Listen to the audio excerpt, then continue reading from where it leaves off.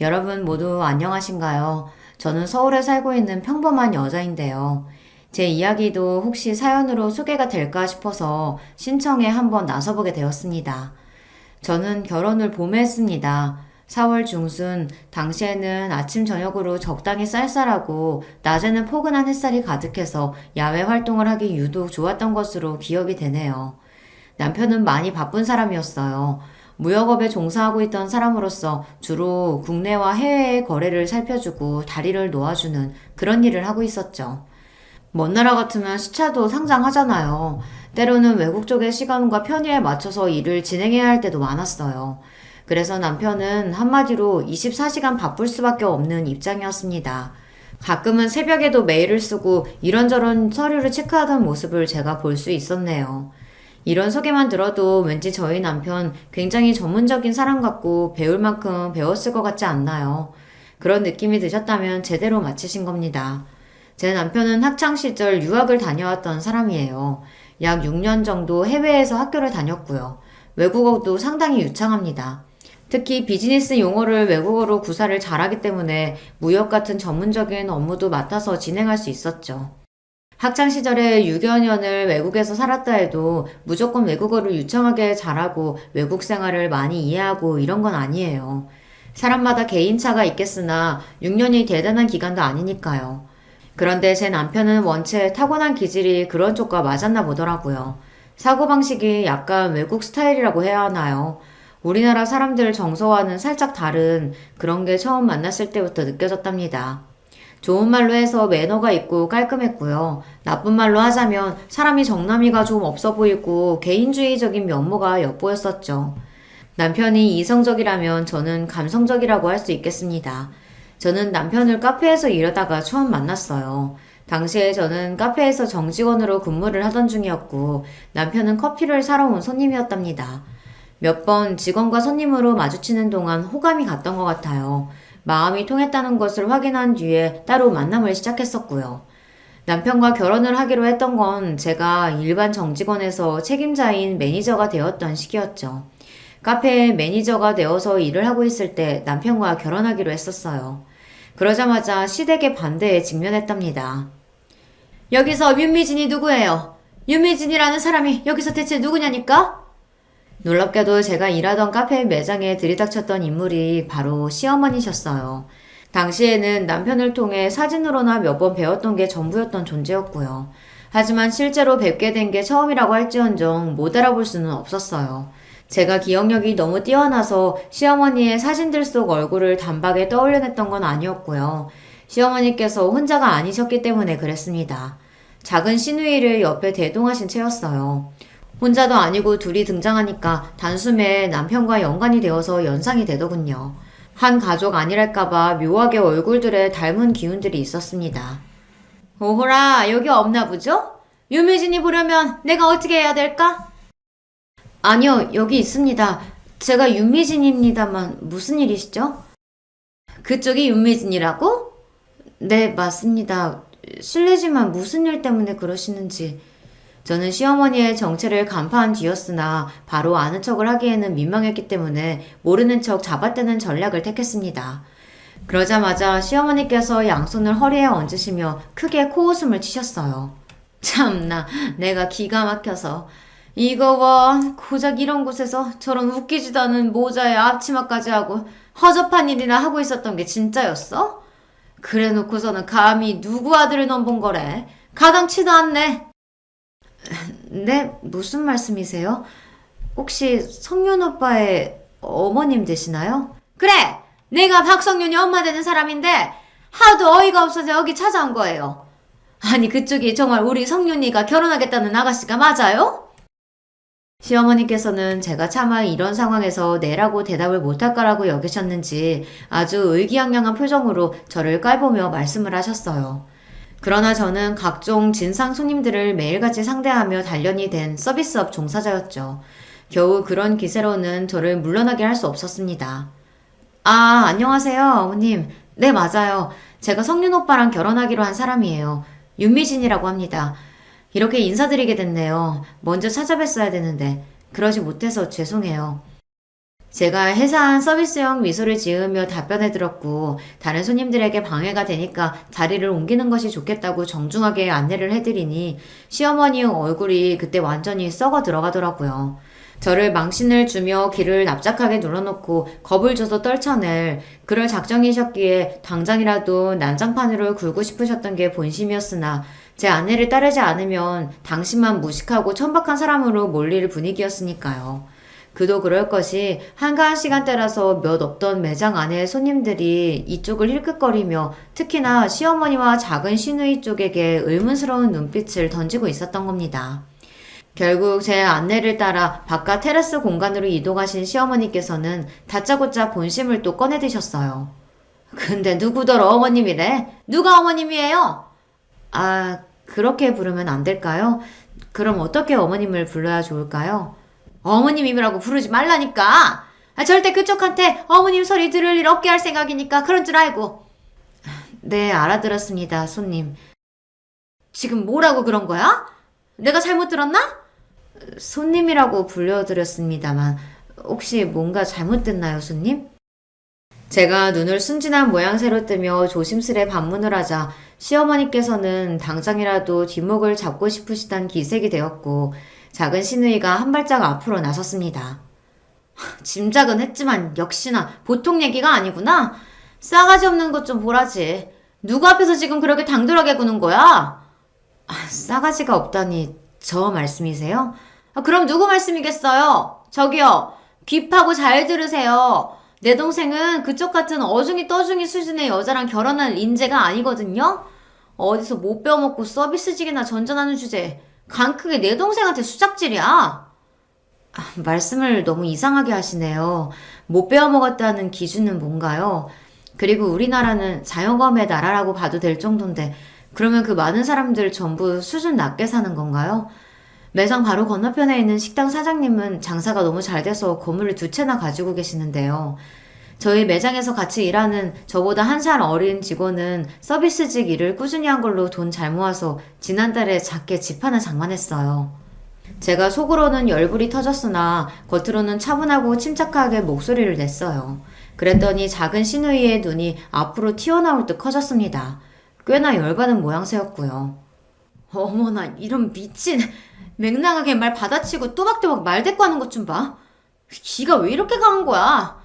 세상에, 엄마, 얘 진짜 안 되겠다. 상윤이가 잠시 눈이 삐고 뭐에 잘못 털려서 지금 고작 이런 애하고 결혼한다고 하는 건데 우리가 딱 틀어막고서 설득 잘해야죠. 작은 시누이가 비장하게 말을 하자 한 걸음 뒤편에서 시어머니께서는 더더욱 비장하게 고개를 끄덕이셨습니다. 어림도 없으니까 꿈도 꾸지 말라는 표정으로 저를 바라보셨고요. 단도직입적으로 말할게요. 이미 파악 다 했고 눈치 다 챘죠? 우리 성윤이하고 결혼하는 거 이쪽에서는 반대입니다. 결사 반대. 그거 알려주려고 온 거니까 가슴에 곱게 새기고서 좋은 말로 할 때 우리 성윤이하고 이쯤에서 헤어져요. 나 원차 수준이 대체 엇비슷하기라도 해야 옆에 갖다 대보는 신용이라도 하지. 이건 뭐 하늘과 땅 차이니 대보려고 할 것도 없어. 표독스럽게 말씀을 하시고서는 혼잣말을 가장한 제 욕을 야무지게 하시는 것도 잊지 않으셨습니다. 그런 시어머니를 빤히 쳐다봐드린 제가 평온하게 대답을 하였어요. 아, 네. 그럼 제가 성윤 오빠하고 이야기를 잘 해볼게요. 뭘 잘해본다는 거예요? 네? 당연히 얘기를 잘해본다는 뜻인데요. 아니, 그러니까 내 말은 무슨 이야기를? 그야 오빠 가족들이 결혼 문제를 반대하니까 이제 오빠는 어떻게 할 건지 그런 걸 좀 들어보고 이야기를 잘 나눠야겠죠? 그런 거 없이 그냥 헤어지라니까. 말을 못 알아듣는 거야? 아니면 일부러 이러는 거야? 왜요? 그렇게 이야기를 나눈 다음 헤어질 수도 있는 거 아닌가요? 지금 여기서 뭐가 문제인 건지 저는 잘 모르겠습니다. 그쪽에서 이야기를 그렇게 꺼내버리면 우리 성윤이가 안 헤어질 수도 있으니까 이러는 거잖아요, 지금. 헤어지자고 딱 말을 해야지. 왜 애먼 마음 어리고 착한 남의 집 귀한 아들을 흔들어 놓으려고 말을 그딴 식으로 꺼내서 바지가랑이를 붙잡으려고 해? 그건 그렇다고 하더라도 성윤 오빠의 선택이고 결정인 거 아닌가요? 결혼하는 당사자는 성윤 오빠인데 왜 주변에서 그러시는 건지 모르겠네요. 나이가 어린 것도 아니고 나이 먹을 만큼 먹었고 경제적으로 진작에 독립되어 있고 사회생활도 베테랑인 어른인데요. 그런 사람한테 왜 아이 다루듯이 하세요? 다 컸다고 하더라도 결국 내 품 안의 자식인 거야. 집안 꼬라지가 엉망이라서 이런 것도 모르는 모양이지? 하나를 보면 열을 안다고. 결국 집구석 꼬라지도 볼품없고 변변하지 않겠지. 뻔해. 시어머니께서는 그때 작정하시고는 저를 말씀으로 때리셨습니다. 제가 웬만한 막말에는 면역과 단련이 되어 있는 사람이었는데 그럼에도 시어머니의 그날 막말에는 심장이 철렁 내려앉더군요. 물론 천만다행스럽게도 겉으로는 그런 티를 내지 않았습니다. 만약 그랬다면 정말 자존심이 상했을 거예요.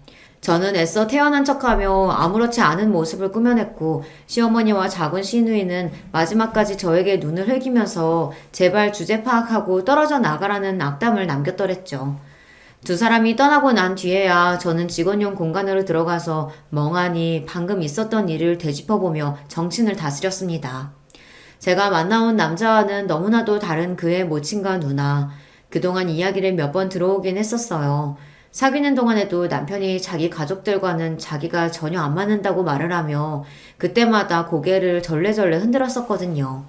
그나마 자기와 공통점이 조금이라도 있는 사람은 집안에서 사촌형과 큰 외삼촌 정도라고 하였습니다. 그래도 부친하고는 같은 남자끼리라서 그런가 대화가 그럭저럭 통하는데 모친하고는 너무 안 맞고 이야기가 안 통한다고도 했었어요. 모친은 사람 자체가 너무 성격이 유난이라서 자기가 감당하기 힘들다고 그랬고요. 저는 남편이 자기 가족들 이야기를 그런 식으로 할 때마다 아직 시댁에 대해서 모를 때였으므로 순진하게 그래도 가족밖에 없다 이렇게 반응을 해줬었네요. 아무리 그래도 세상에서 엄마가 최고인 법이라면서 모친에게 잘 좀 해드리라고 남편에게 말을 했었던 지난날에 제 입을 확 꿰매버리고 싶었습니다. 직접 마주하고 나니까 남편이 아주 정확했었다는 사실만 알겠더라고요. 시어머니께서는 보통 유난이신 분이 아니었고 작은 시누이 역시 만만치 않은 인물이었습니다. 그래도 진작에 남편으로부터 자기 가족 이야기를 그렇게 들어왔기에 이 남자가 자기 가족들과 한통속이 아니라는 것을 알 수 있었다는 게 다행이었네요. 덕분에 가슴을 쓸어내렸죠. 이것만 보아도 아시겠지만 저는 시어머니와 작은 시누이의 놀라운 면모를 마주하고 나서도 결혼을 안 할 생각은 전혀 없었습니다. 그 가족들이 요란스럽게 유난하다고 하여 결혼을 포기할 수는 없었죠. 그리고 아주 솔직히 고백하자면 제 남편이 객관적으로 잘나고 괜찮은 조건을 지닌 사람이었으니까요. 저라고 해서 그런 사람을 놓치고 싶었겠나요? 남편은 저보다 여러모로 월등하게 앞서는 사람이었고 저는 저보다 잘난 사람에 대한 열등감이나 자격지심이 전혀 없었습니다. 그저 감사하게 여기며 넙죽 엎드리면 엎드리는 사람이었죠. 그러니 제가 남편과 헤어질 이유는 없었어요. 사람은 누구나 손해보는 것을 본능적으로 싫어하고 결국 속물일 수밖에 없습니다. 그게 자연스러운 현상인데 이런 저를 두고 시댁에서는 얄미워서 미쳐버리려고 하였어요. 내 자식 내가 힘들게 잘 키워놨더니 어떻게 남 좋은 일만 시켜줘? 그건 안 될 일이야. 고작 저 같은 여자가 당신의 귀하고 잘난 아들을 채가는 것이 몹시 분해서 절대 용납 못하겠다며 시어머니께서는 눈에 불을 켜셨어요. 그 두 눈에 흙이 들어가기 전까지는 제가 며느리로 들어오는 꼴을 볼 수 없다고 선언하셨습니다. 남편은 기가 막혀 했어요. 저한테서 시어머니와 작은 시누이의 기습 방문 사건을 다 전해 듣고서는 무척이나 참담해했던 남편이었죠. 어처구니 없는 논리의 반대 따위 때문에 저와 결혼을 못하는 일은 없을 거라며 단호한 태도로 저를 안심시키기도 했었답니다. 제가 꼬랑지를 말고 주랭랑을 치지 않았으며 남편은 저와 결혼할 생각이 강하다는 것을 아시게 된 시어머니께서 길길이 날뛰셨죠. 성윤아, 너 정신 차려. 네가 이렇게 지금까지 힘들게 노력하면서 잘 살아왔는데 어떻게 여자를 고작 그런 수준하고 만날 수가 있어. 연애만 한다고 그러면 내가 양보할게. 그치만 결혼은 아니지. 성윤이 너는 네 자신한테 부끄럽지도 않아? 가족한테 미안하지도 않은 거야? 그래? 어머니, 자꾸 왜 그러세요? 세상에 자식 키우는 일이 쉬운 사람도 있나요? 그리고 노력 안 하면서 사는 사람도 있나요? 저는 그냥 평범한 누군가의 자식일 뿐이고 평범한 사회인일 뿐입니다. 제가 뭐 대단한 사람씩이나 된다고 수준이니 뭐니 하면서 누군가를 깎아내려야 해요?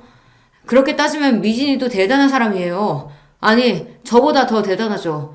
성격도 밝고요. 사회성도 저보다 훨씬 더 좋고요. 제가 못하는 영역에서 뛰어난 재능을 가지고 있어요. 저보다 어리지만 어쩔 때는 제가 배울 점이 많은 사람이라고 느낄 때도 있습니다. 외유 내강이라서 아주 단단한 사람이에요. 저보다 나아요. 네가 정말로 미쳤구나. 우리 성윤이가 돌아도 아주 단단히 돌아버렸어. 지금 그게 네가 내 앞에서 할 소리니?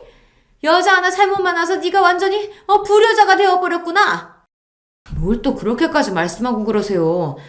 자식이 마음에 맞는 사람 만나서 결혼하고 싶다는데 어머니는 그게 그렇게나 못마땅하신가요? 가만 보면 어머니는 저에 대한 신뢰가 없으신 것 같아요. 저를 못 믿으시니까 지금 제가 원하는 결혼도 반대하시겠다는 거잖아요. 아니, 내가 성령이 너를 못 믿고 그런 게 아니라 사람은 자기 수준에 맞는 사람하고 어울려 지내는 게 맞는 법이야. 근데 네가 결혼은 너무 격이 떨어지는 여자랑 하겠다니까 내가 열불이 안 터지니? 네가 지금 눈에 뭐가 씌어서 그래. 외유내강이라니. 그런 소리는 하지도 마라. 내가 딱 보니까 겉으로도 이미 싸가지 꽃이 만개하던데 너는 그런 여자를 두고 뭔 외유내강 타령이니? 그게 네가 지금 한참 잘못 돌린 상태라는 증거야. 세상 천지에 어디 여자가 없어서 고작 그런 여자하고 이건 용납할 수 있는 수준이 아니지. 너 나중에 후회할 짓 하지 말고 지금 이쯤에서 정리해. 결혼 상대로 걔는 아니야. 그러니까 어머니는 끝까지 반대를 하시겠다는 거죠. 제가 이렇게나 강경한데도요. 성윤이 네가 그 강경한 태도를 꺾어야지. 어머니 뜻은 잘 알겠습니다. 아휴, 네가 드디어 내 말 뜻을 이해했구나. 그래, 잘했다. 그냥 제가 알아서 결혼할게요. 응? 알아서 결혼한다니. 그게 지금 무슨 소리니? 말 그대로예요. 집에서 일절 도움 안 받고 제 힘으로 결혼하겠습니다. 그러면 되는 거잖아요. 아니, 그건 아니지.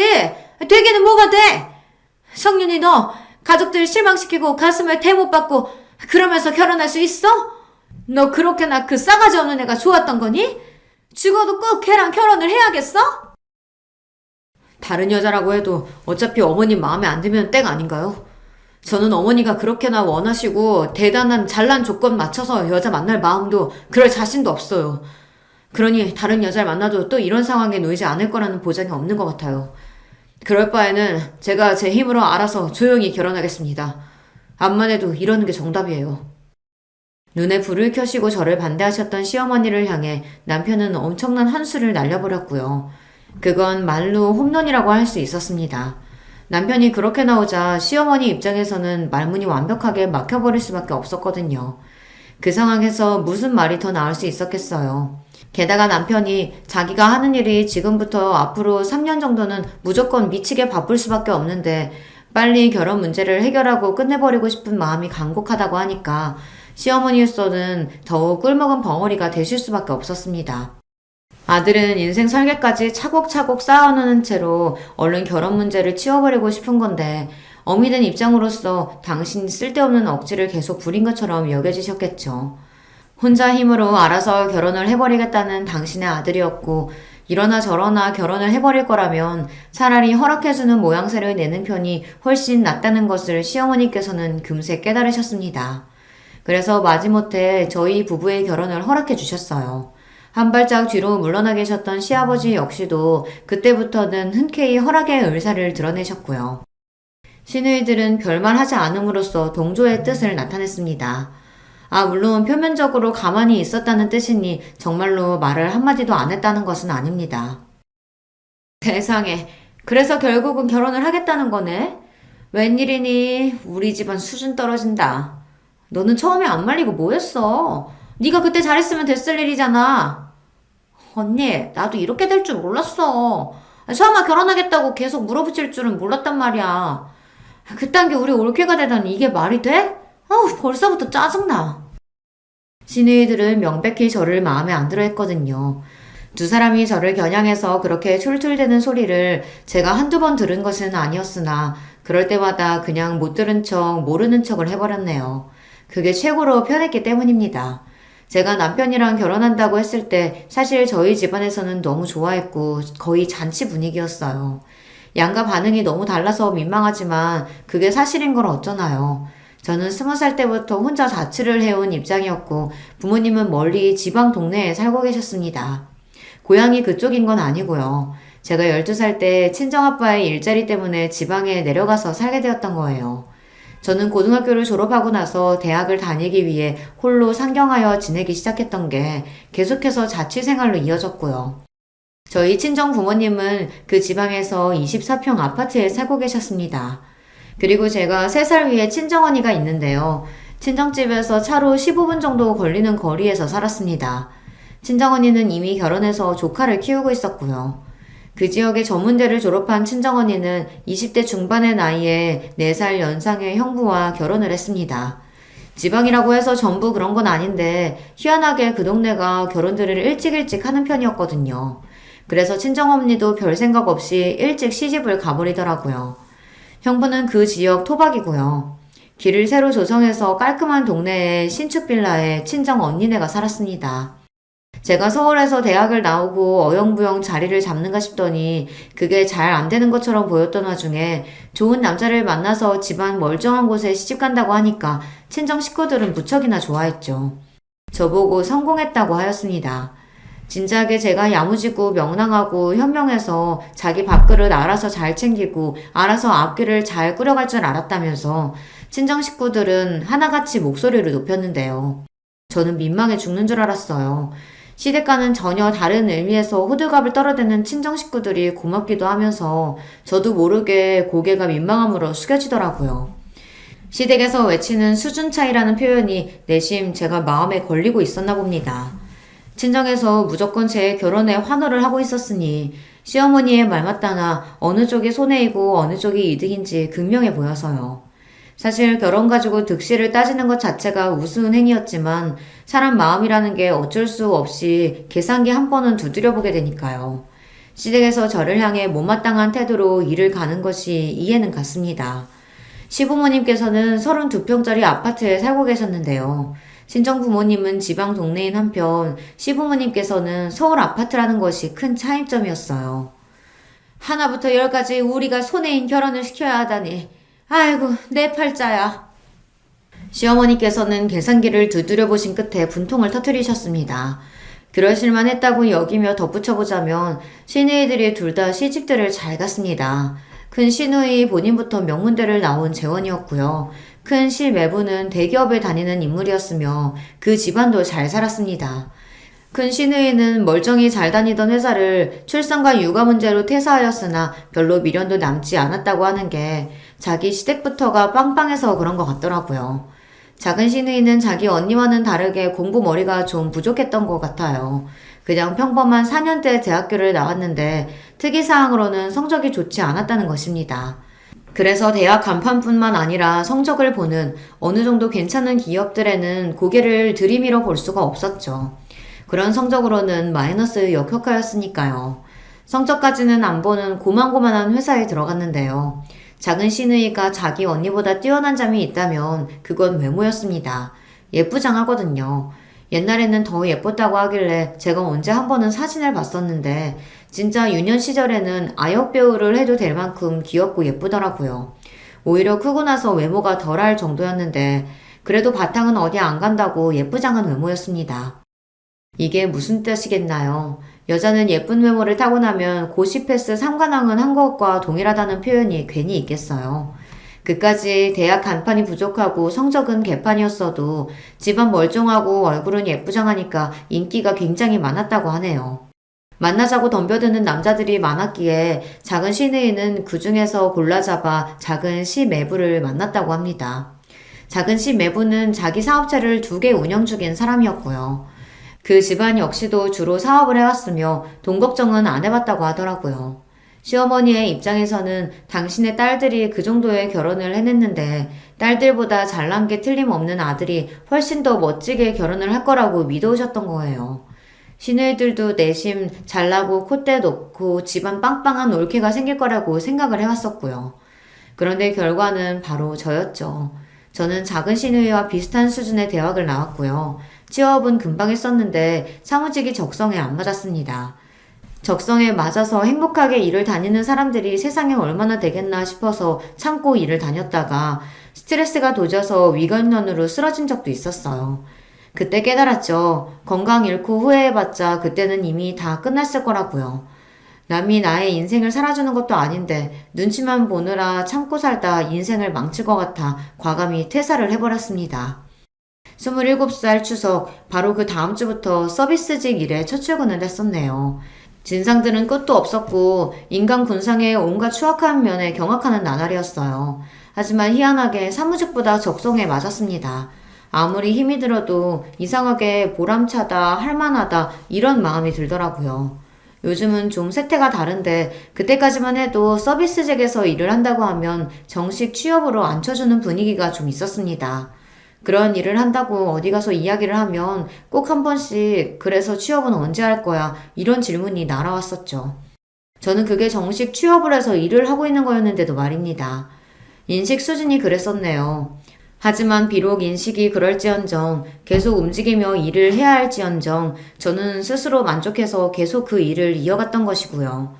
결혼하고 나서 또 그만둘 생각은 없었습니다. 그게 당연하다고 여겼어요. 하지만 결혼하고 딱 2달 만에 시어머니의 지적을 받게 됐었죠. 너는 그 우라질 놈의 일 언제 때려칠 거니? 네? 왜 그러세요? 혹시 제가 그 일을 계속하면 안 되는 걸까요? 그따위 것도 직장이랍시고 계속 다니는 꾸라지가 우스워서 그렇지. 대체 언제 그만두려나 지켜보고 있었는데 그만둘 기미가 안 보여서 내가 먼저 말을 꺼내는 거다. 너는 알아서 제깍제깍 눈치껏 행동할 것이지 꼭 나한테 싫은 소리 하게 만들어야겠어? 저는 제 일이 좋은데요. 비록 돈은 많이 안 벌리지만 이 정도만 벌어도 괜찮다고 생각해왔고요. 항상 보람이 넘치고요. 꽤 즐겁고 제가 이제 관리자이기 때문에 책임감도 있어요. 웃기고 자빠졌네. 그런 일이 연봉 협상이나 제대로 되니? 쉬는 날도 고정 없이 매일 근무 시간도 바뀌고 그게 어디 멀쩡한 일이라고 할 수가 있어? 왜? 차라리 공장에 가서 3교대를 뛰지 그러니? 그건 근무표라도 고정으로 나와 있을 텐데. 돈도 훨씬 더 많이 받을 텐데. 그렇잖아. 저는 돈도 돈이지만 지금 이 일이 저한테 맞아서 하고 있는 건데요. 마음에 안 드시겠지만 그래도 제 영역을 기본적으로 존중해 주셨으면 좋겠어요. 존중? 뭔 놈의 존중? 야, 존중을 받을 만한 행동을 하고 나서 그런 말이라도 해야 되는 거 아니야? 꼭 이렇게 없는 것들이 바락바락 대들면서 할 말은 다 하더라. 이게 다 무식해서 그래. 살아온 수준이 그것밖에 안 되니까. 네가 내 아들하고 결혼했으면 이 집안에 발을 들인 거고 네가 그따위로 사는 거 우리 식구들 얼굴에 먹칠하는 것이기도 하단다. 이런 점을 너는 그 모자란 머리에다가 꼭 새겨야 할 필요가 있어 보이는구나. 지적질도 얼마나 사람 기분 나쁜 방식으로 하시던지요.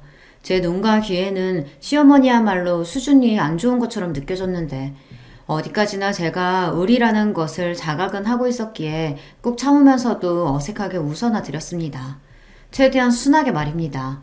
아무리 진상 손님이라 할지라도 제가 의뢰에 기본적으로 놓여있다는 것을 절대 망각하지 않으며 일을 하는 게 서비스직의 철칙이었거든요. 그게 또 습관이 되었던 건지 시어머니의 막말 대잔치 앞에서 저는 겉으로나마 헤헤 웃으면서 급신거렸어요. 그저 알겠다고 대답해드렸습니다. 하지만 그게 본심은 아니었기에 제가 시어머니 때문에 제 직장을 그만두는 일은 벌어지지 않았어요. 그게 시어머니로 하여금 저를 더욱 눈의 가시로 보이게 하는 기능을 했던 것 같습니다. 어쩜 저렇게 한결같이 싸가지가 없는지 몰라.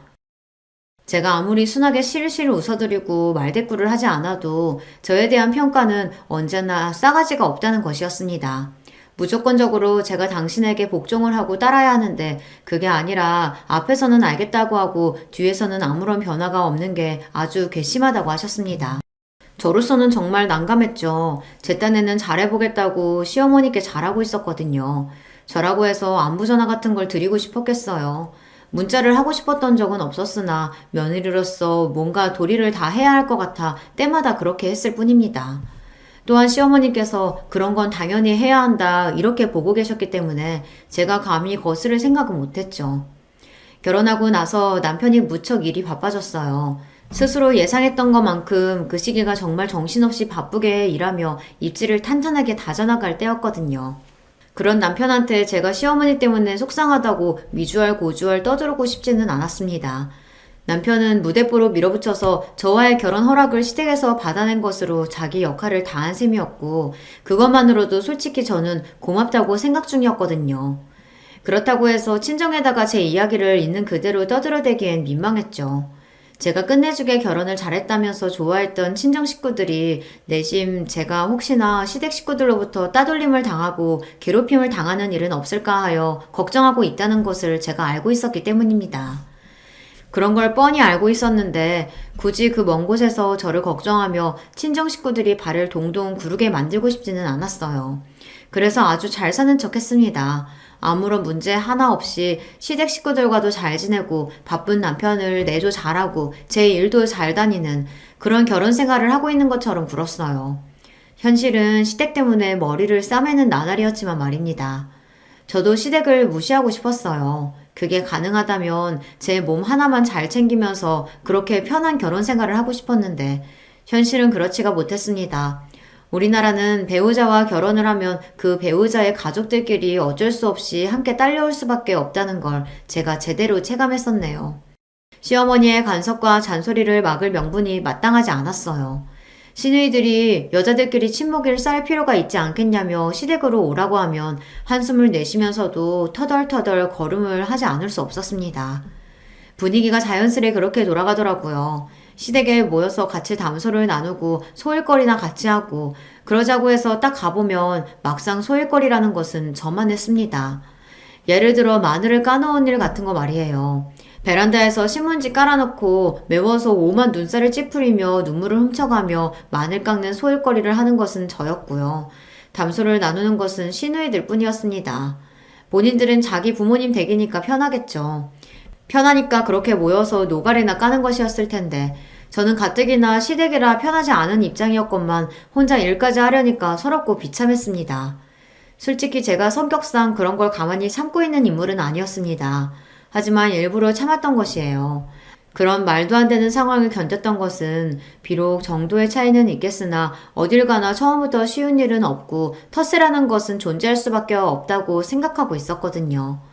기존에 있던 사람들과 정말로 잘 지내볼 생각이 있다면 그 텃세라는 과정을 꾹 참고 견디면서 묵묵함을 보여주고 인정을 받는 것이 가장 정확한 방법이었어요. 잘 지내볼 생각이 없고 독고다이로 가겠다면야 사실 텃세 따위 뿌리치고 걷어차버리면 그만이었지만요. 저는 시누이들과 잘 지내볼 마음이 있었습니다. 제 남편의 누나들이잖아요. 어쨌거나 이제 저하고도 가족으로 묶인 거였으니 웬만하면 평생 가족으로 살게 될 텐데 그렇다면 초석을 잘 다져놓는 것도 나쁘지 않을 것 같더라고요. 비록 제가 첫인상이라는 첫 단추는 야성적으로 끼운 바 있었으나 이제는 조금 다른 모습을 보여줌으로써 호감을 살 필요가 있었습니다. 무엇보다 제 남편이 자기 누나들하고 안 친했거든요. 성격이 워낙 다르니까 그럴 수밖에 없었죠. 제 남편을 대신해서 결국 제가 시누이들과 친해진다면 가깝게 지내게 된다면 제가 남편에게도 좋은 일을 해주는 것이 될 것만 같았습니다. 그래서 눈물 콧물을 동시에 훌쩍거리며 마늘을 깠었네요. 시댁에서 키우는 강아지가 베란다 유리문 너머로 저를 안쓰럽게 바라보던 그 눈빛이 얼마나 머쓱하게 느껴지던지요. 그때 외출에 나가셨던 시어머니께서 돌아오셨던 게 기억이 나네요.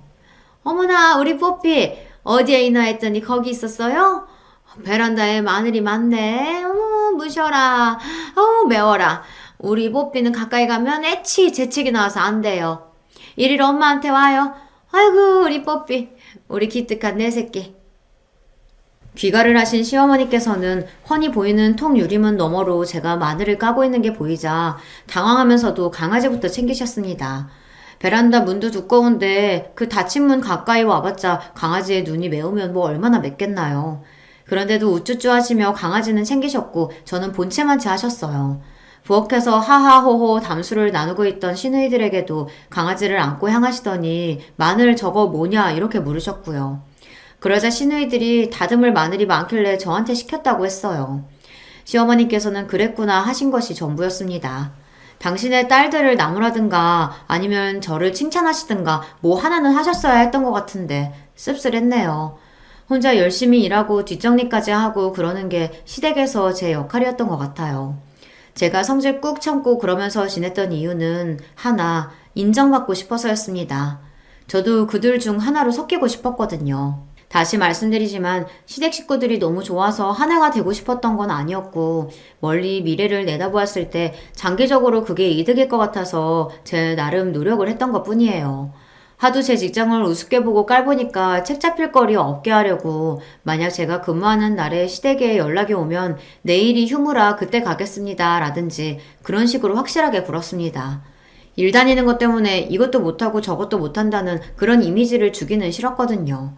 매장이 명절 때도 영업을 했었는데 제가 매니저다 보니까 그런 중요한 날에 우선 근무가 됐어요. 그랬더니 시어머니께서 무식하게 실이 추석 때도 일한다고 욕을 한 바가지 하셨죠.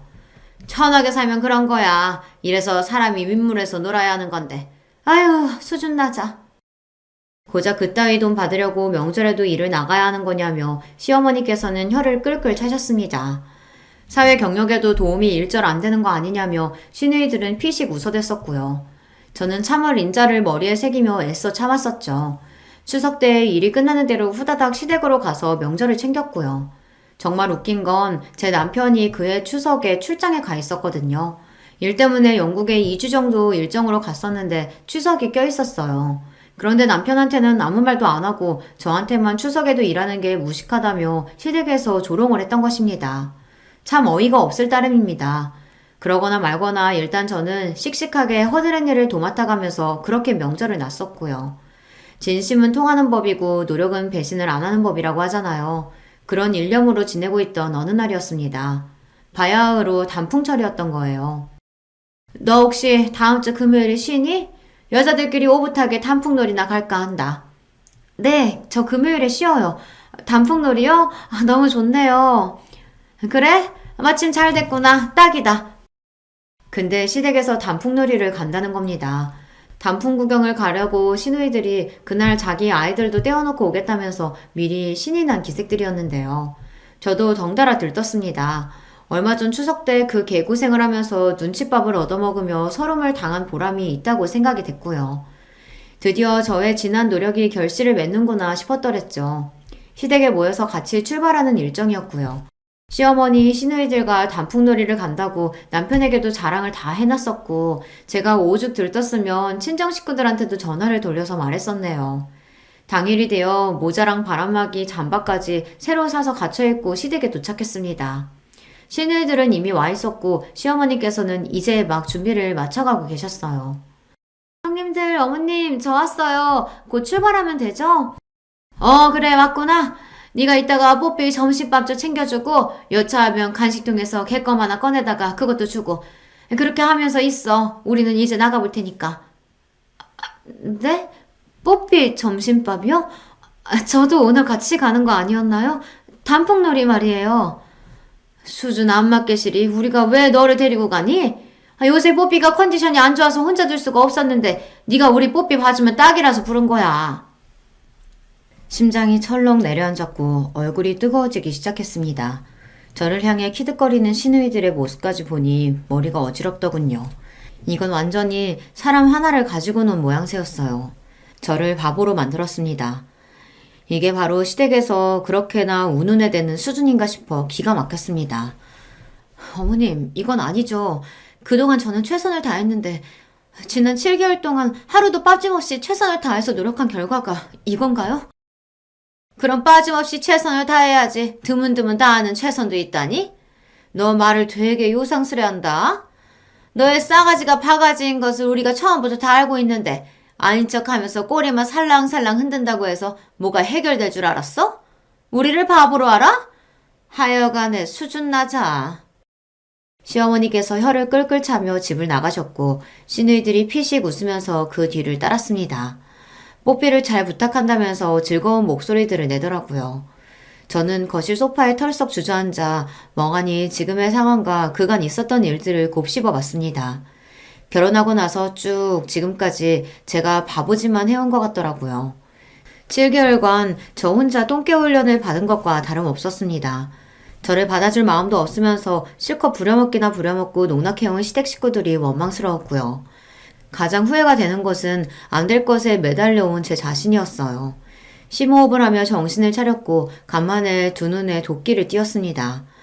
그리고 단풍놀이를 즐겁게 떠난 시어머니와 시누이들은 제가 전송한 사진 한 장을 받고서 충격에 빠졌죠. 이게 뭐야? 내 새끼가 왜 피를 흘리고 쓰러져 있어? 이거 거실 바닥이잖아. 여기에 내 새끼가, 아이고, 우리 뽀삐야! 입에서 피를 흘리며 옆으로 힘없이 쓰러져 있는 강아지의 사진을 받아본 시어머니께서 절규하셨고, 더 먼저 침착함을 찾은 시누이들은 저에게 전화를 걸었습니다. 저는 받지 않고 끊었고요. 그 후에는 아예 휴대폰 전원을 꺼버렸습니다. 단풍놀이고 뭐고 다 때려치우고 울며 불며 황급히 귀가를 할 수밖에 없었죠. 너 우리 뽀삐한테 무슨 짓을 한 거야? 너 내가 가만히 안 둘 거야? 시어머니께서 울부짖으며 집으로 들이닥치셨고 저는 태연하게 눈을 꿈뻑였습니다. 그리고 집에는 시아버지 남편 또한 함께였어요. 제가 두 사람에게 가능하다면 꼭 와달라고 연락을 돌렸거든요. 제가 혼자가 아니란 것을 그제야 아신 시어머니께서 당황하셨고 뒤따라 들어온 시누이들은 멀쩡한 강아지를 발견하고 깜짝 놀랐습니다. 시어머니께서도 어리둥절해 하시면서 안도의 한숨으로 강아지를 안아드셨고요. 왜 이렇게 일찍 오셨어요? 몰라서 묻니? 우리 뽀삐가 잘못되는 줄 알았으니까 그렇지? 아까 사진, 그 사진 뭐야? 아, 그거요? 냉장고 청소하고 있었는데 토마토 케찹의 유통기한이 다 됐더라고요. 그래서 옆에 바닥에 먼저 꺼내놨었는데 뽀삐가 그걸 거실로 물고 가서 장난을 치지 뭐예요. 그러면 안 된다고 혼냈더니 시무룩해서 옆으로 들어 눕더라고요. 어쩌면 좋을까 싶어서 사진 찍어 보내드렸던 거예요. 사진의 보정을 살짝 가미해서 절묘하게 연출했다는 사실은 굳이 덧붙이지 않았습니다. 전화는 왜 안 받았냐고 시누이들이 따지길래 배터리가 다 돼서 꺼졌다고 했고요. 태연하게 받아치니까 세 사람 다 부글부글 속만 끓어오른 모양새로 더 이상 아무 말도 못하더군요. 그때 시아버지께서 입을 여셨습니다. 내가 상관한 일 아닌 것 같아서 그동안 그냥 뒀었는데 해도 너무하는구만.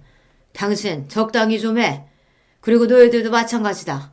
대체 나이는 어디로 먹었냐? 너희들 그러고도 자식 낳은 애 엄마들이라고 할 수 있어? 애들한테 부끄럽지도 않아? 셋 다 아주 똑같아. 모전 여전이야. 에휴 징그러워. 시아버지께서 진절머리를 치셨고 그러자 시어머니의 얼굴이 빨갛게 달아올랐어요.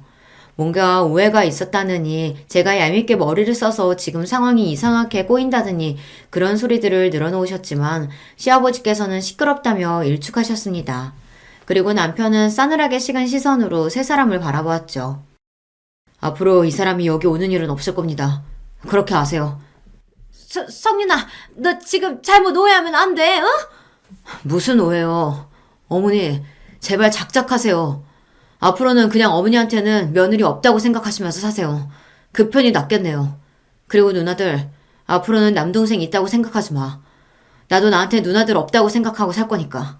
각자 그렇게 살자. 그게 처음부터 정답이었던 것 같다. 남편은 차갑게 말을 뱉고서 제 손을 잡고 일어났습니다. 살벌한 시선으로 앞만 보며 걸어가는 남편을 아무도 붙잡지 못했죠. 저는 고개를 돌려서 시아버지께만 꾸벅 인사를 드렸고요. 망연자실한 시어머니 그리고 어리 빠져있는 시누이들을 지나쳐 시댁을 빠져나온 그 순간이 아주 후련했습니다. 남편은 그간 자기가 신경을 전혀 못 써준 것이 미안하다며 차에서 내내 저에게 사과를 했어요. 저는 제가 자초한 것이 컸다고 말을 하며 고개를 가로저었습니다. 서로에게 미안해하기보단 앞으로 서로에게 최선을 다하며 즐겁게 살아보자고 저희 부부가 서로에게 약속을 한 날이었네요. 이튿날 친정 식구들이 단풍놀이는 잘 다녀왔냐며 저에게 연락을 하길래 저는 시댁에 시옷자도 꺼내지 말라고 대답한 뒤 그간 있었던 일을 드디어 다 털어놓았습니다. 친정 식구들이 놀라서 뒤집어졌고요. 이미 후련하게 마무리가 된 일이라는 것에 한숨을 쉬기도 하였습니다. 괜히 미안한 마음이 들었고 남편하고 더욱 잘 사는 모습으로 보답하겠다고 다짐을 했었죠. 시어머니께서는 그간 당신이 유치했다고 하시며 저에게 정식으로 사과를 하고자 하셨고 잘 지내보자고 하셨으나 저는 한 번 아니면 아니라고 생각하기도 해서요. 안 내키더라고요. 시누이들도 저에게 미안하다고 하며 남편의 마음을 제가 좀 잘 달래보라고 그랬는데 그냥 피식 웃음만 나왔습니다. 이제 제 안에서 시댁 식구들과 잘 지내보고 싶은 마음이 다 사라진 뒤였던 거예요. 그간 발버둥을 쳐온 게 후회돼서라도 더 활기차게 제 일상에 집중하고 남편에게 더욱 신경 쓰며 그렇게 잘 지냈고요. 스트레스 요인이 사라져서 그런지 제 얼굴도 아주 환해졌답니다. 시어머니께서는 졸지에 전에 없이 시아버지의 눈치를 보시면서 그렇게 지내시게 되었다는 후문이고요. 쉬는 듯도 있는 듯 없는 듯 그렇게 조용히 지내고 있답니다. 안녕하세요. 만나 뵙게 되어 반갑습니다. 저는 경기도에 살고 있는 30대 후반의 여성입니다. 글재주가 워낙 없음에도 이렇게 사연을 직접 보내게 된 건 저에게 차마 남들한테는 말 못할 기막힌 사건이 생겼기 때문입니다. 참고로 길고 지난한 이야기지만 그래도 한번 용기 내어 이야기하려고 합니다. 그저 재밌게 들어주시길 부탁드립니다. 저는 몇 달 전 죽음의 문턱까지 다녀왔습니다. 네, 거의 죽을 뻔했었죠. 그건 어떤 예측 못할 우연도 피할 수 없는 운명 같은 일이 아니었어요. 우리 가족을 죽음의 구렁텅이로 밀어내려고 했던 누군가로 인한 것이었죠. 만약 저도 이 이야기를 다른 사람에게 듣는다면 말도 안 된다며 쉽게 믿지 못했을 그런 일이었죠. 지금부터 시작해 볼게요.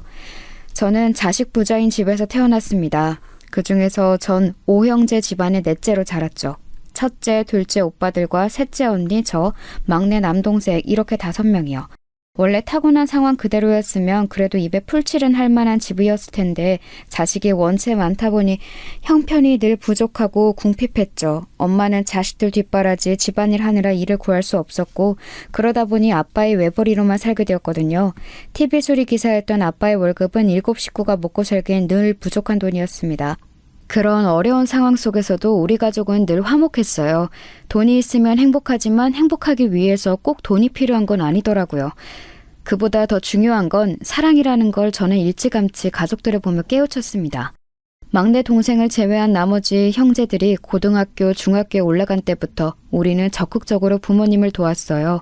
오빠들은 부모님의 걱정을 덜어드리기 위해서 학교를 다니면서도 늘 아르바이트를 경험했고 저랑 언니는 눈 뜨자마자 가족들의 식사를 챙기고 학교 후에는 일찍 집에 와 동생 공부를 돕거나 집안일을 했어요. 덕분에 엄마도 여유가 생기니 부업을 시작할 수 있었죠. 그 모든 건 가족들이 사랑으로 서로를 이해하고 배려하니까 가능했던 일이라고 생각해요. 본인만 생각하는 이기적인 사람이 없었고 더욱더 나서고 희생하려는 사람만 있었거든요. 너무나 사랑하는 소중한 가족을 위해서요. 그래서 전 어릴 때부터 가족이란 응당 그런 분위기라고 생각했어요. 어려운 순간에도 서로의 힘을 합쳐 위기를 극복하는 언제나 사랑으로 화기애애하고 하고 화목한 그런 분위기를요. 그런데 나이가 들면서 넓은 세상으로 나와보니 삶의 모양은 참 다양하고 복잡하더라고요. 나에겐 당연했던 모양이 다른 삶 속에서는 완전히 뒤바뀐 모습으로 존재할 수 있다는 걸 서서히 이해하고 받아들이게 됐습니다. 그렇지만 그건 어디까지나 한 발 떨어진 제 3자의 시선일 뿐이죠. 결혼을 통해 우리 가족과는 전혀 다른 모습의 새로운 가족이 생기게 되면서 그 사실을 피부 가까이 느낄 수 있게 되었습니다. 제가 성인이 될 무렵 가족의 형편은 전보다 많이 여유로워졌어요. 오빠들은 일찍 취직을 했고 언니도 대학에서 또 공부하는 게 싫다며 20살이 되자마자 취직을 했거든요. 그래서 전 비교적 운 좋게도 원하는 대학을 별다른 걱정 없이 입학할 수 있었죠. 최소한 대학 등록금으로 걱정할 필요 없이요. 그렇게 대학을 졸업하자마자 곧바로 원하던 회사에 취직까지 하게 됐어요. 전 평소에 끈기와 인내가 강하다는 이야기를 많이 듣거든요. 항상 그 끈기 하나로 원하는 바를 꾸준히 밀어붙인 덕분인지 순탄하게 풀렸던 것 같아요. 거기까지는 좋았습니다. 꿈꾸던 대학에 들어갔고 업계에서 유명해 평소 꿈꾸던 회사까지 가장 빠른 시간 내에 올바른 정석을 불리는 길로 이뤄냈어요. 당시 오래 사귀던 남자친구도 있었고 30살이 되면 결혼하자는 이야기가 오갔죠. 부모님은 이런 저를 항상 대견해 하셨고 오빠와 언니, 동생도 자랑스러워했어요. 비록 어려운 형편이었지만 그 모든 걸 극복해내고 지금까지 달려온 저 자신이 스스로도 만족스러웠습니다. 하지만 불행은 회사에 들어가고 1년 후부터 시작됐어요. 후임이 들어오고 나서 저의 업무는 눈에 띄게 늘어났습니다. 야근은 기본이 되고 마치 퇴근 시간이 정해진 것처럼 늘 오후 11시에 회사 밖을 나올 수 있었어요. 그래도 1년차 신입 때까진 그보다 조금 덜한 업무량이어서 버틸 수 있었거든요. 연봉이 적은 편도 아니었고요. 그런데 정말 말도 안 되게 늘어나는 일을 보면서 돈이나 회사 이름이 중요한 게 아니라는 걸 알았어요. 집에 도착하자마자 세수만 하고 곧바로 기절하듯 잠들어 5시간 후에 일어나 출근 준비를 해야만 했어요. 또 회사에 가며 커피 한 잔 마실 수 있는 시간도 없이 몰아닥치는 업무를 해야 했고 늘 저만 찾는 상사들의 뒤치다거리를 하느라 제대로 정신을 차릴 수 없었어요. 그 와중에 후임을 안내하는 일까지 해야 했으니 정말 중간에 껴서 환장을 노르시더라고요. 게다가 주말이라고 마냥 쉴 수도 없었습니다. 회사에서 못다한 잔업을 마저 해내야 했거든요. 이렇게 쳇바퀴처럼 정신없이 흘러가는 삶이 저에겐 너무 버거웠어요. 참다 못해 선배들에게 이런 고충을 토로하니 지금이 가장 바쁜 시기라서 그렇다며 조금만 더 버티란 말밖에 안 하더라고요. 당시엔 너무 마음이 삐뚤어져 있어서 그런지 제가 그만두면 본인들한테 일이 더 편중될까봐 붙잡아두려는 심산으로 보여서 얄밉게 느껴지더라고요. 버티고 버티자 참고 또 참자는 마음으로 전 그렇게 무려 2년을 버텼습니다. 2년의 시간 동안 가장 큰 변화는 대학교 때부터 만나던 오래된 남자친구와 이별하게 됐다는 거예요. 제 일상도 사라진 마당에 남자친구를 만날 여유까지 챙길 수 없더라고요. 남자친구는 제 일이 여유로워질 때까지 기다리겠다고 했지만 차마 붙잡을 순 없었습니다. 전 사실 그전까지는 사랑하기 때문에 보내준다는 말을 안 믿었거든요. 그런데 막상 제가 그런 상황에 놓이자 그 말이 이해가 되더라고요. 만약 사랑하지 않았다면 욕심부리며 어떻게든 곁에 붙잡아뒀을 거예요. 그런데 제 불안정한 상황과 붙잡고 싶은 이기심 때문에 진심으로 사랑하는 사람한테 상처를 줄 수가 없었어요. 여유를 갖지 못해서 미안하다는 말로 이별을 통보할 수밖에 없었죠. 가뜩이나 지칠 대로 지쳐있던 저는 그 뒤로 더욱더 망가져갔어요. 위염과 위경련을 늘 달고 살았고 피부는 메말라 푸석푸석해지고 탈모까지 생겼어요. 정신적인 스트레스가 너무 심해 정신과 병원을 찾았지만 그마저도 시간이 부족해 병원에 갈 수가 없어 겨우 2-3번 방문한 게 끝이었죠. 가족들은 이런저런 걱정해서 늘 회사를 관두라고 했지만 저는 쉽게 그만둘 수가 없었어요.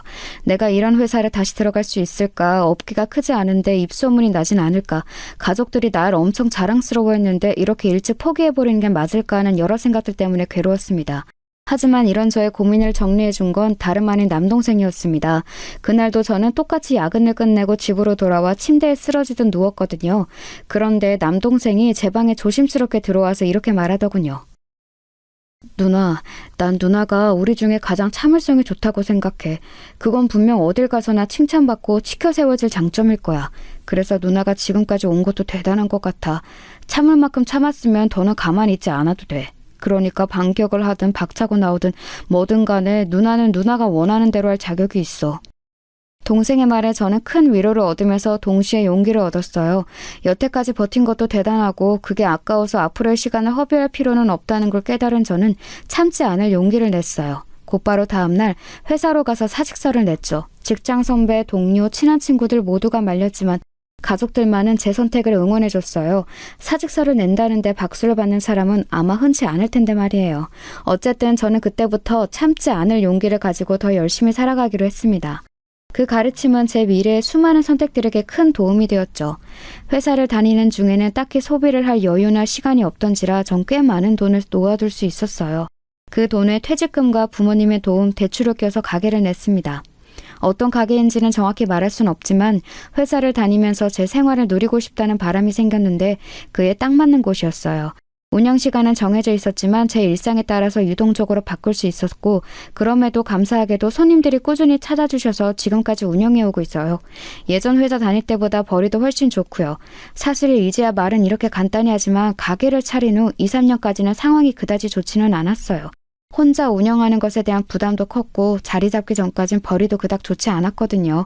어느 정도 안정권에 들어서기 시작한 건 바로 남편 덕분이었습니다.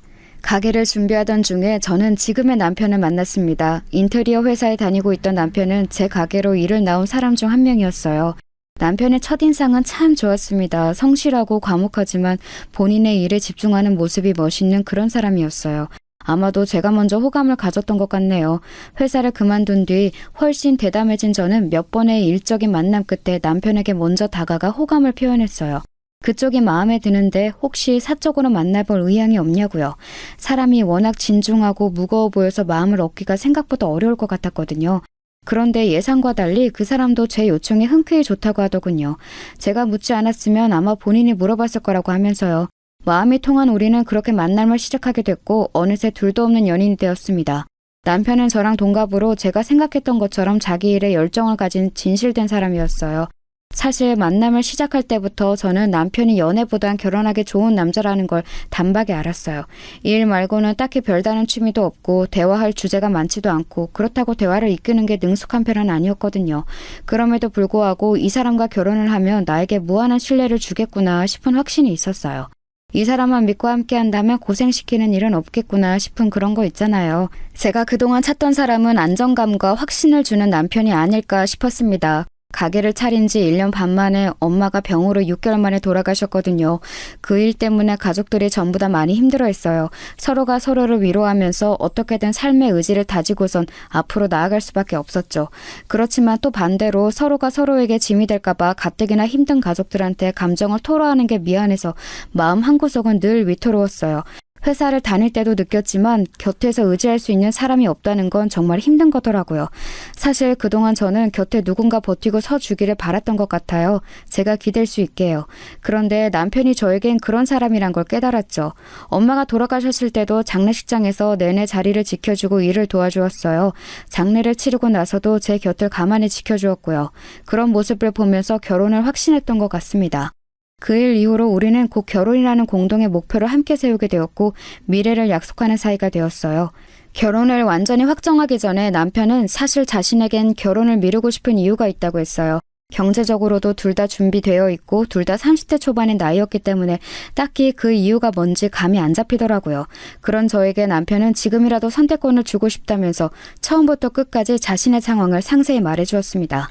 남편의 가족은 어머니, 형, 여동생 이렇게 4식구였어요. 아버지는 남편이 고등학생 때 사고로 돌아가셨다고 했고요. 당시 공장 대표로 계셨던 아버지 덕분에 땅과 건물 등 남겨놓은 재산이 많아서 다행히 가족이 경제적으로 걱정할 건 없었다고 하더라고요. 그럼에도 집에 계셨던 어머니는 일을 다니기 시작하셨고 그러면서 집에 남은 형제들끼리 자주 싸웠다고 해요.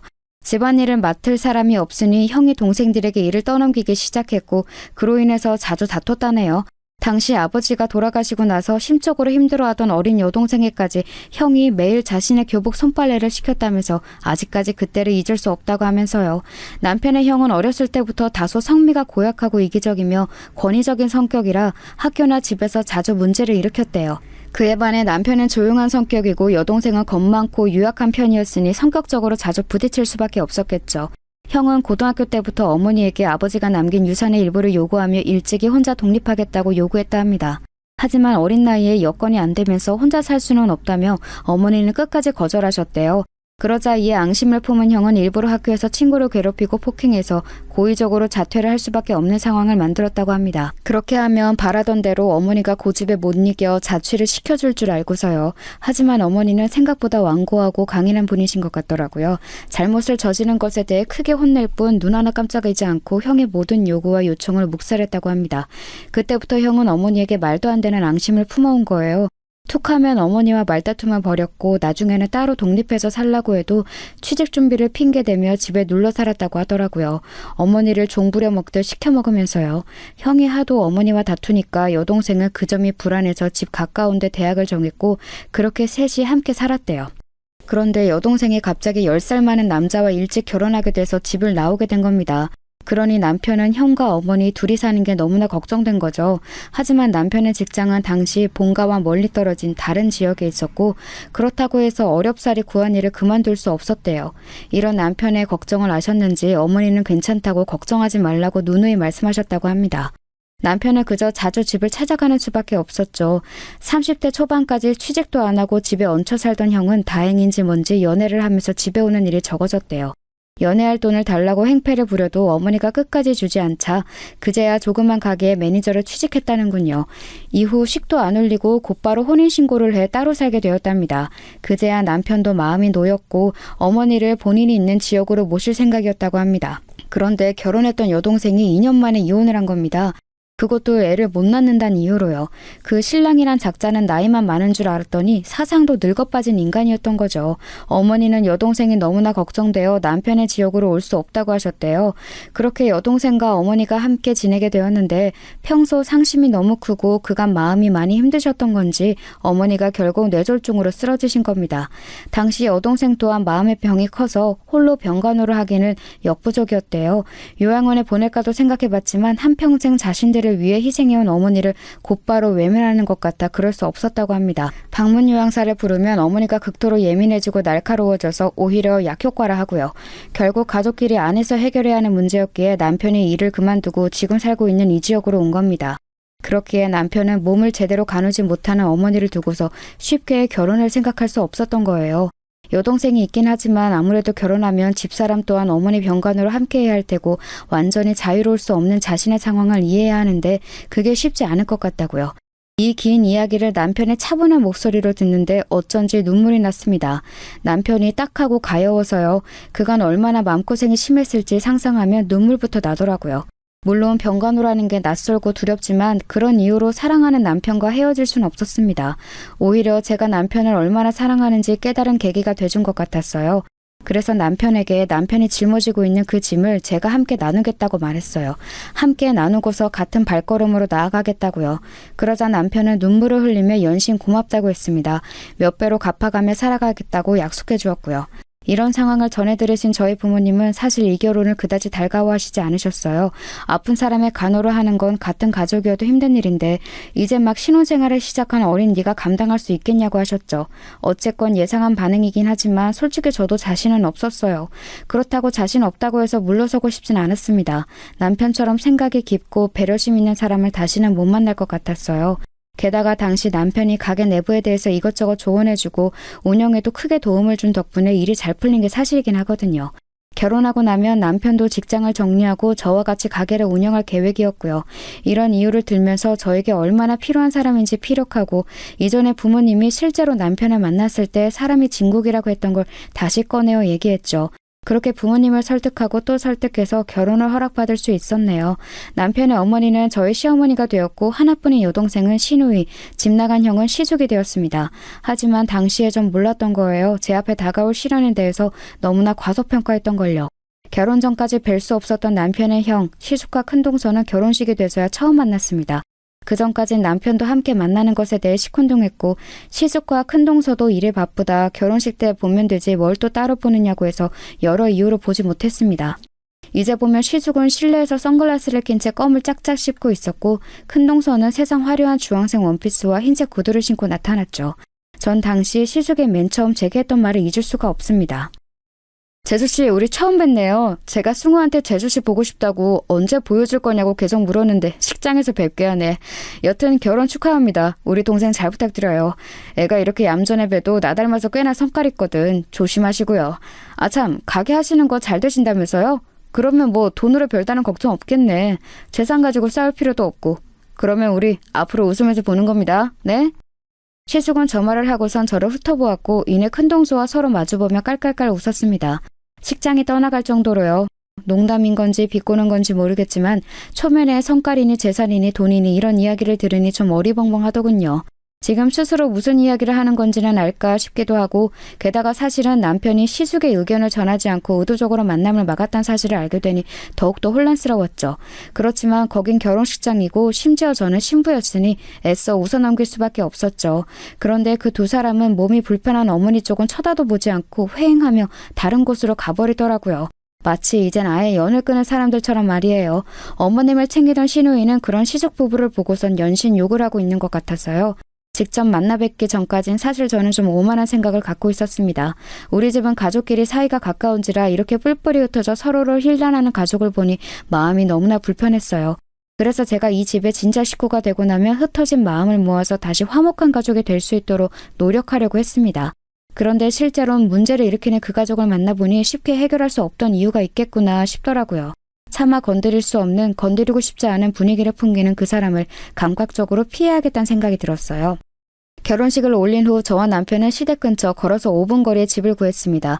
전 가게를 하니 직원을 쓸 수 있으니까 아침부터 낮까지 어머님을 간호했고 이후 시간엔 시누이가 재택근무를 하면서 어머님을 돌보았습니다.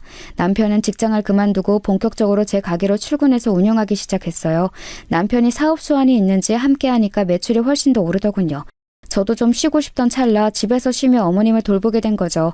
어머님은 거동이 불편할 뿐 정신은 멀쩡하셔서 어려운 건 딱히 없었어요. 오히려 이런저런 이야기를 나누면서 엄마와 딸처럼 가깝게 지낼 수 있었죠. 친정엄마가 돌아가신 후에 참 많이 후회했었어요. 회사와 가게로 바빠서 엄마와 더 많은 시간을 보내지 못했던 것도, 더 많은 대화를 나누지 못했던 것도 전부 다 후회스러웠어요. 어쩌면 그 마음이 시어머님을 모실 수 있게 한 동력이 됐던 것 같네요. 시어머님은 말의 속도는 느렸지만 어머님은 어떤 감정으로 말씀하시는지, 얼마나 복잡하고 다양한 생각을 하고 계신지 쉽게 알 수 있었어요. 그래서 대화를 나누다 보면 그 마음에 쉽게 이입하게 되더라고요. 하더라고요. 어머님은 무엇보다 자식들에 대한 걱정이 가장 크셨어요. 이혼하고서 말수가 적어지고 우울감이 커진 시누이도 연락도 없이 뭐하고 사는 건지 모를 첫째도 전부 어머님의 근심거리였던 거죠. 저는 최대한 어머님의 마음을 편안히 해드리기 위해 좋은 말들, 재미있는 애깃거리를 찾아서 들려드리곤 했습니다.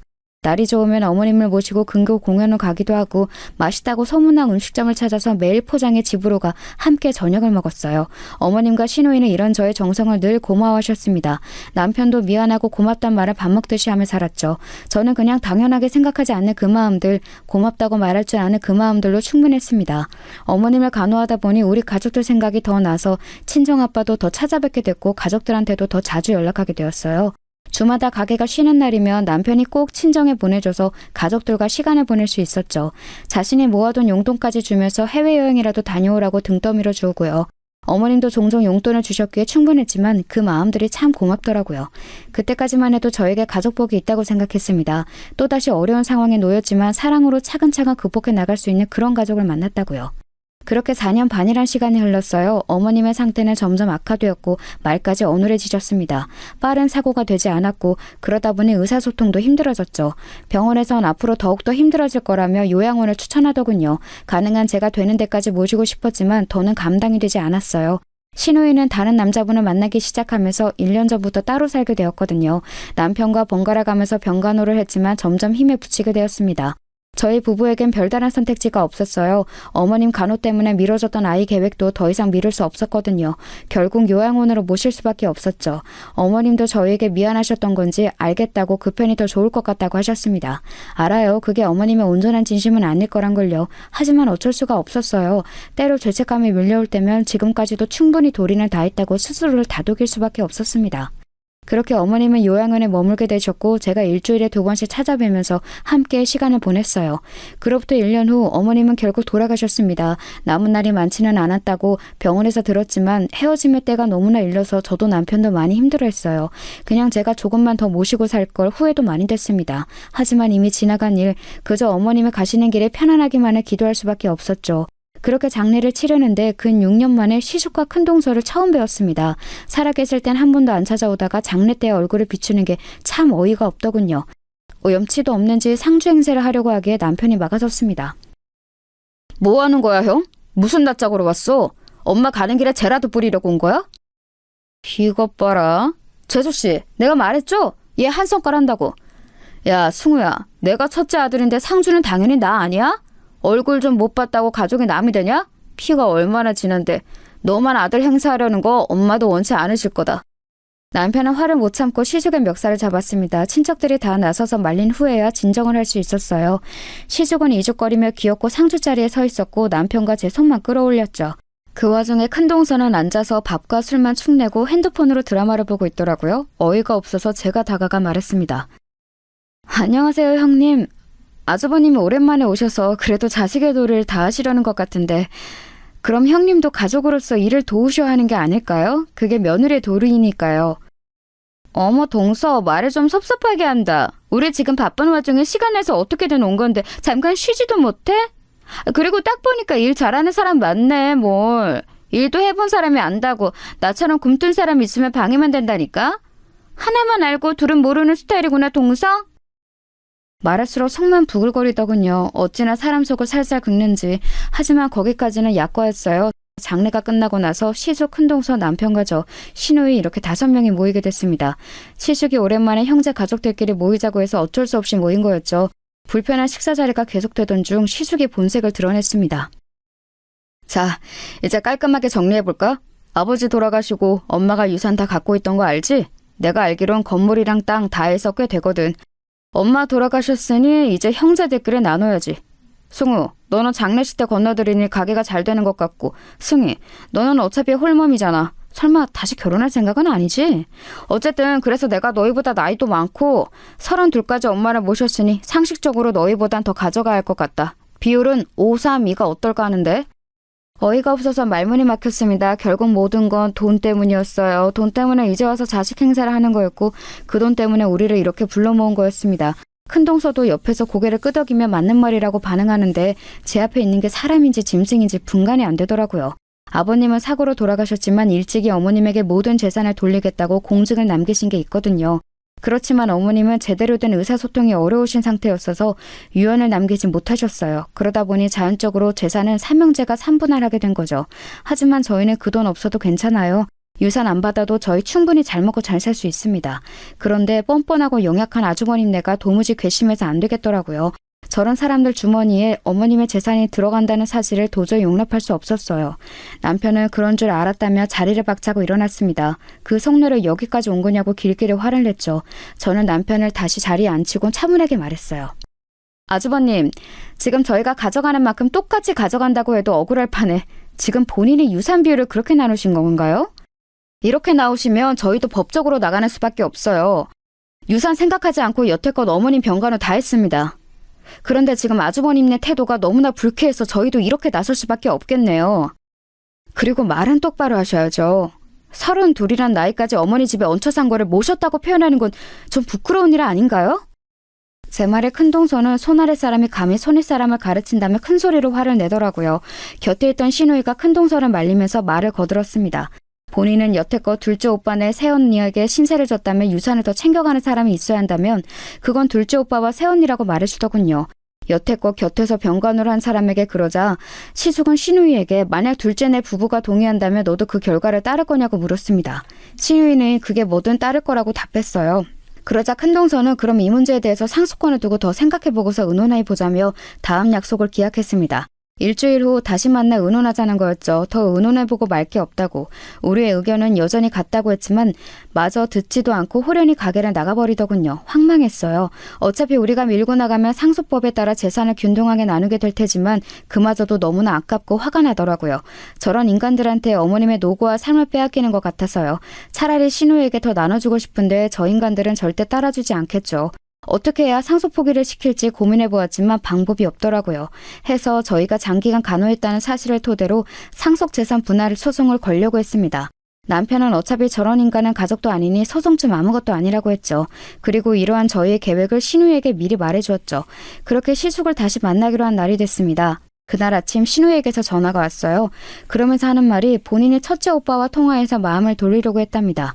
우리가 소송을 걸면 방법이 없을 거라고 더는 추한 모습 보이지 말고 지금이라도 상속 포기를 하라고요.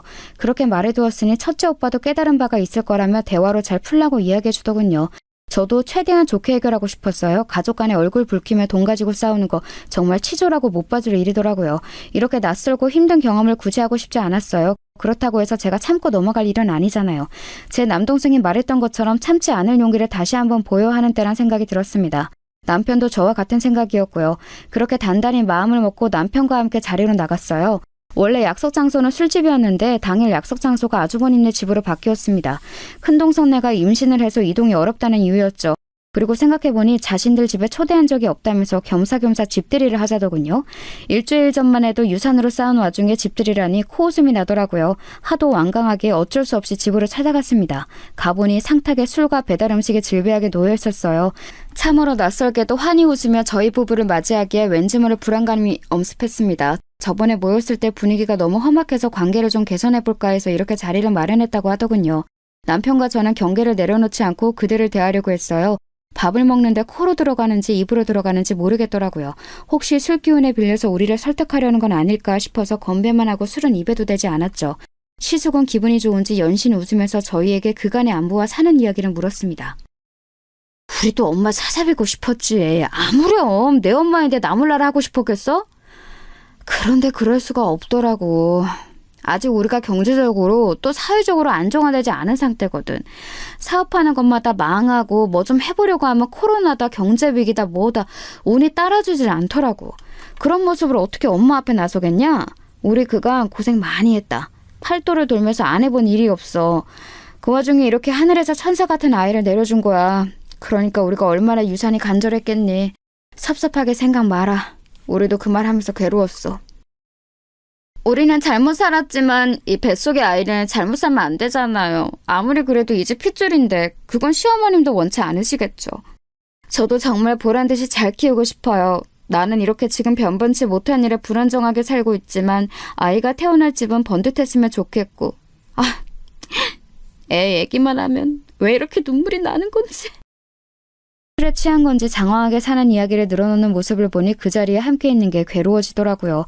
물어본 적도 없고 궁금하지도 않은데 말이죠. 게다가 아이 핑계를 대면서 어쩔 수 없었다고 하는데 아이가 생겼다고 해서 여태껏 시어머님을 내팽겨치고 뒤늦게 나타난 게 없던 일이 되나요? 어이없는 소리. 그냥 귓등으로 듣고 있었습니다. 한참을 그렇게 떠들던 시숙은 갑자기 무표정한 얼굴로 다시 한번 저에게 물었습니다. 정말로 상속을 더 나눠줄 의향이 없냐고요. 남편은 언성을 높이며 역시나 그렇게 말할 줄 알았다고 했습니다. 그전에도 말했듯이 그럴 의향 전혀 없다고 오히려 똑같이 나누는 것조차 억울하다고 덧붙였죠. 그러자 시숙은 알겠다면서 너희가 그런다면 어쩔 수 없지라며 허허허 웃더군요. 뭔가 이상했지만 그래도 원만히 풀리나 싶었습니다. 동서는 좋은 게 좋은 거라며 이쯤에서 평화롭게 풀자고 말했어요. 그러면서 술 안 먹을 거면 음료라도 마시라며 컵에 따라 가져다 주더군요. 남편과 저는 테이블에 술만 있어서 그간 마실 걸 한 번도 입에 대지 않았거든요. 안 그래도 목마르던 참에 동서가 가져다 둔 음료수를 벌컥벌컥 마셨습니다. 그리고 거짓말처럼 1분도 채 되지 않아 남편과 저는 미친 듯이 밀려드는 잠에 정신을 잃고 쓰러지게 됐죠. 얼마 동안 잠든 건지 모르겠어요. 3분, 5분? 기억상으로는 30초 남짓 쓰러져 있던 것 같은데 저 멀리 흐릿한 시계를 보니 5분은 된 것 같았어요. 꿈속을 헤매는 것처럼 비몽사몽한 상태로 있던 저는 누군가 제 발을 밟는 촉감에 슬며시 눈을 떴습니다. 이 사람아, 기절한 사람 발을 밟으면 어떡하나? 깨면 어쩌라고? 자, 다들 잠들었지? 여보, 이제 시작하자. 정신 똑바로 차리고 당신은 그냥 내가 시키는 대로만 하면 돼. 일단 가져오자. 마지막 말에 저는 순간 정신이 번쩍 들었습니다. 두 사람이 안방 쪽으로 걸음을 옮긴 순간 저는 벌떡 일어나 남편을 미친 듯이 흔들어 깨웠어요. 일어나라고 뺨을 연신 꼬집으면서요. 남편은 아직 완전히 정신이 들지 않았지만 다행히 일어날 수는 있었어요. 저는 지금 이 집에서 당장 도망쳐야 한다며 남편을 부축해 일어났습니다. 남편은 사태의 심각성을 안 건지 곧 정신을 제대로 차렸고 제 손을 잡고서 불이 나게 현관문을 열고 나갔습니다. 가장 아래층에 있는 엘리베이터를 기다릴 여유가 없어서 계단을 뛰어내려갔어요. 설상가상 그 와중에 넘어져 저는 다리까지 다치게 됐죠. 남편은 내려가면서 곧바로 경찰에게 연락해 신고했습니다. 저희가 문을 열고 내려가니 곧바로 이어서 시숙네 현관문이 열리는 소리가 들렸습니다. 그들이 곧장 따라오는 소리가 들렸어요. 공포영화가 따로 없었습니다. 지금 잡히면 정말 죽겠다는 생각밖에 안 들더군요. 다친 다리로 겨우 내려가다가 남편이 어필하고 해서 엎인 채로 1층까지 갔죠. 남편은 제정신이 아닌 상태로 급하게 내려오느라 무리한 탓에 1층 도착하자마자 구토를 했어요. 정말 아수라장이 따로 없었습니다. 주차장으로 바로 가야 하는데 겁이 나서 도저히 못 가겠더라고요. 그 상태로는 무리겠다 싶어서 경찰이 올 때까지 숨어 있기로 했습니다. 건물 뒤로 뛰어가 숨어 있는데 곧바로 두 사람 발소리가 나더라고요. 연신 욕을 해대면서 우리를 찾는 듯 했습니다. 아마 시숙도 술을 마신 탓에 온전한 정신이 아니라서 다행히 우리를 쉽게 찾지는 못하는 것 같았어요. 그때 경찰차 사이렌 소리가 들렸고 시숙과 동선을 도망쳐 다시 집으로 들어갔습니다. 남편과 저는 곧장 뛰쳐나와 경찰을 불렀어요. 그리고 경찰관들은 대동에 다시 시숙네로 찾아갔죠. 아마도 제 인생 중에 가장 급박한 순간이 아니었나 싶어요. 마치 첩보물 속 주인공이 된 기분이었죠. 경찰관은 집 안으로 들어가 제가 가리킨 대로 우리 부부가 마신 음료컵을 조사하기로 했습니다. 그런데 소름 끼치는 건 안방을 뒤져보던 중 그 안에서 노끈이 나온 겁니다. 얇고 긴 노끈 말이에요. 이걸로 뭐 하려고 캐묻자 남편과 저에게 그냥 겁만 주려고 했다네요. 상소 포기하게 한 다음 억지로라도 문서를 작성하게 할 유형이었대요. 정말로 다치게 할 생각은 없었다면서요. 저희가 소송을 할 거란 계획을 듣고서 우발적으로 벌인 일이란 말을 듣는데 정말 온몸에 닭살이 돋았습니다. 말은 그렇게 하지만 사실은 목숨을 빼앗으려고 했던 건지 뭔지 누가 아나요? 동서가 준 음료에 타져 있던 게 바로 수면제였거든요. 저희는 그 수면제 음료 때문에 정신을 잃었고 다리까지 다쳤으니 이를 이유로 시숙과 큰동서를 상해죄로 고소했습니다. 우리는 더 이상 가족이 아니었죠. 그 뒤로 아직도 사건은 완전히 해결되지 않았습니다. 생각보다 복잡하고 긴 절차가 필요했거든요. 시숙과 동서는 아직도 오리발 내밀면서 자신들은 죄가 없다고 주장한다던데 아무래도 정신을 못 차린 것 같더라고요. 더 웃긴 건 뭔지 아세요? 임신했다는 것도 거짓말이었습니다. 애가 있는 배가 아니라 그냥 과식한 배였더라고요. 그것도 모르고 그 넙대대한 배를 보면서 임신 축하한다고 순삭했으면 좋겠다고 마음에도 없는 덕담을 했는데 그게 사람이 할 거짓말인가요? 하긴 이런 일까지 벌였는데 뭘 못하겠어요. 아무리 해도 우리가 눈 하나 깜짝하지 않으니 결국 수면제까지 먹인 걸 테니까요. 그들은 저희가 고소한 대로 죗값을 받게 될 겁니다. 남편과 제가 꼭 그렇게 끝이 나게끔 만들 생각이고요. 지금도 그때가 생생합니다. 갖가지 가정이 제 마음을 아직도 어지럽히고 있어요. 그때 동서가 제 발을 밟지 않았다면, 그래서 제가 눈을 뜨지 못했다면 어떻게 됐을까? 그때 남편이 일어나지 못했다면, 그래서 제가 끈을 가지고 나오는 그들과 정면으로 마주쳤다면 어땠을까? 난 맨정신으로 그들과 맞설 수 있었을까? 상상을 하면 할수록 힘겨워져서 어떻게든 생각을 떨쳐낼 수밖에 없었어요. 돈이 뭐기에 사람이 이렇게까지 만드는 걸까요? 갑자기 돈이라는 게 세상에서 가장 잔인하고 징그럽게 느껴지더군요. 만약 상속법에 따라 나눠지면 저희 부부는 모은 돈을 신우에게 전할 생각입니다. 그게 안 된다면 사회에 기부라도 하고요. 더 이상 이 문제로 속 시끄럽게 만들고 싶지 않았거든요. 살면서 정말 별의별 일을 다 겪는다고 하지만 이런 일까지 겪을 줄은 꿈에도 몰랐네요. 가끔씩 어머님의 꿈에 나옵니다. 눈물 맺힌 눈으로 저를 물끄러미 쳐다만 보시는데 마치 그간 고생했다고 애썼다고 못 볼 꼴 다 봤다고 위로해 주시는 것 같아요.